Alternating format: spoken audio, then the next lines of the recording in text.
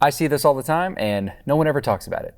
So today, we are. Let me know if this sounds familiar. You purchase your pre-blended wax, and real quick, timeout. If you're wondering if that applies to you or not, chances are it probably does, because the majority of waxes on the market these days are pre-blended waxes. In other words, they're made with 2 or more waxes blended together. For example, IGI 6006, ProBlend 600, Joy Wax, Cedar Serica, Coconut Apricot Cream, any coconut soy. I could go on and on. There's just a ton. All right, so back to my story. Let me know if this sounds familiar. You purchase your pre-blended wax, you receive your wax, you take your wax out of its packaging, you put it into your melter, you melt your wax, you add your melted wax to your pouring pot, you add your fragrance oil and any other additives, you stir, and you pour your candles.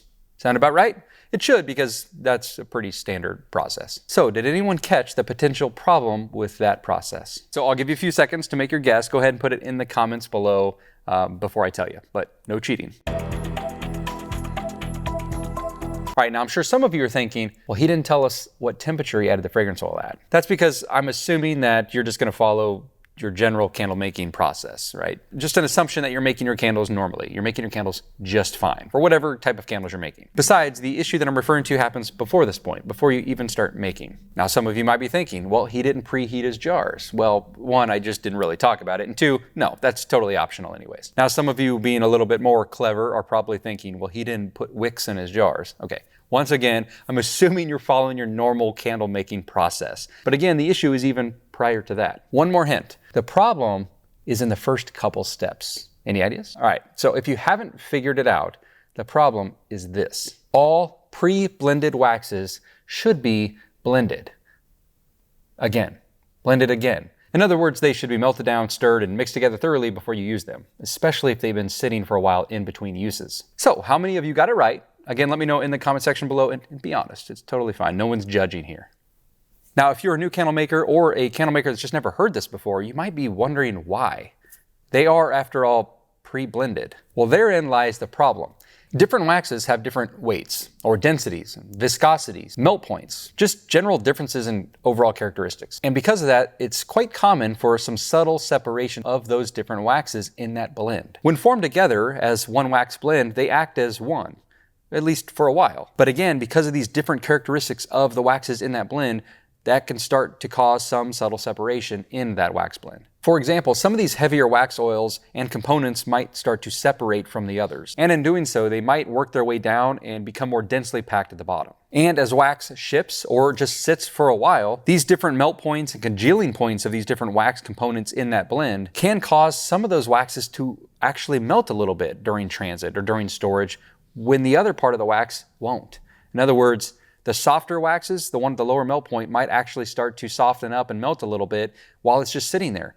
And the rest of the wax is totally fine. And that inherently will cause the wax no longer to be a nice uniform blend. Think of it sort of like a pitcher of tea and sugar. You know, a good mix, they blend together thoroughly, just fine. It's called sweet tea. But if that tea sits there long enough, you start to see that sugar finally start to separate and kind of nestle at the bottom. Now, that's not apples to apples. It's not really the exact same thing here, but it does help kind of paint the picture of what I'm trying to explain is happening. Now, I get it. A lot of you watching this are probably thinking, I've been making candles for a long time. I have never had this happen. I've never had this issue, which that could be true. And it could be true for a couple of different reasons, which I'll talk about here in a minute. Or it could have been happening and many of us just weren't aware it was happening, and that could explain some of the differences in consistency and the results that we get from time to time. If you've ever made different batches of candles, even from the same lot of wax, and you can't figure out why the heck they seem to be performing a little bit differently or even look differently than the others, well, this could be one of the reasons why. Or why your new batch of candles don't perform the same way your test candles did that you made 3 months ago. Or why you just get some different feedback from time to time on your products. Now, if you're still skeptical, which I totally understand,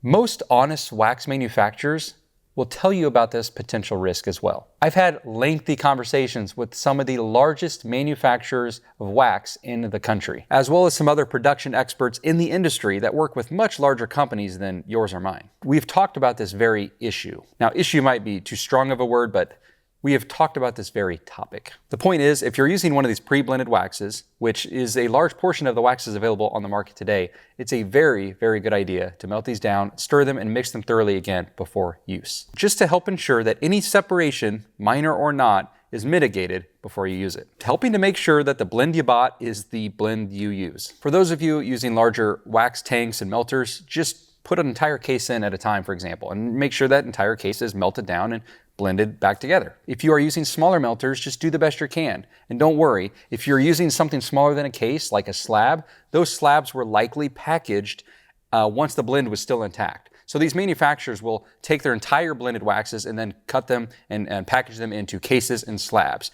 At that point, that was still a good blended wax intact. Now, what I'm referring to and what happens is that if these slabs or cases sit for long enough, or travel and transit, whatever, some separation can start to happen. And that's what we're trying to reincorporate back together when you're melting. It's not like the case you got is a bad blend, or at least it shouldn't be. So again, if you're using one of these small slabs, just melt that down just like you would if it was a larger case. So I mentioned that many of you have maybe made candles forever and really never had this problem. And there could be a couple legit reasons for that. And those reasons are coincidentally also going to be beneficial to help other candle makers try to prevent this from happening as well. For example, you may have never experienced this issue if you are purchasing your cases at a time and these cases hadn't really been sitting around very long, either in your hands or the suppliers. And if that's true, then you probably aren't having any problems. The issue is how do we know that? Because I don't know that for sure, I like to mix mine again just in case. That being said, if you're using your materials and inventory fairly quickly, you're likely not going to have much of a problem. If you're using yours in a timely manner, you're going to have much less risk of this issue than someone who purchases their cases or pallets of wax and they just sit around for months or years without really being ever used. But again, how do you know how long they sat with the supplier?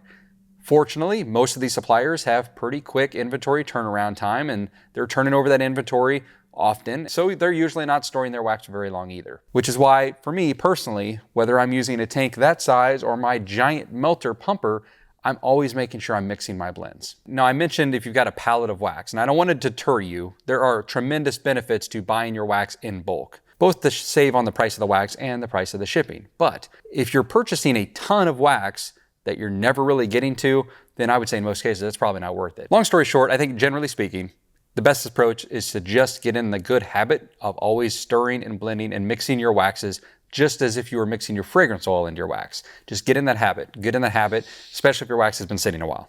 All right, so a final important note, certain wax blend types are much more likely to cause some separation than others. Notably, your blends that include soy wax. For those of you that use soy wax either by itself or in blends, you will often see that noticeable oils that are in that wax, right, as you're mixing and stirring your wax together. So it's not hard to imagine those oils separating a bit and needing a good stir occasionally. So if using soy blends, stir more often. And try to get in the habit of using them sooner than later, rather than letting them just kind of sit for extended periods of time. Thanks for watching. I hope this information helped out. Check out this next video or any of these other videos here on the channel. And to make that easier, subscribe to the channel below. Hope you give this video a thumbs up and look forward to seeing you guys next time.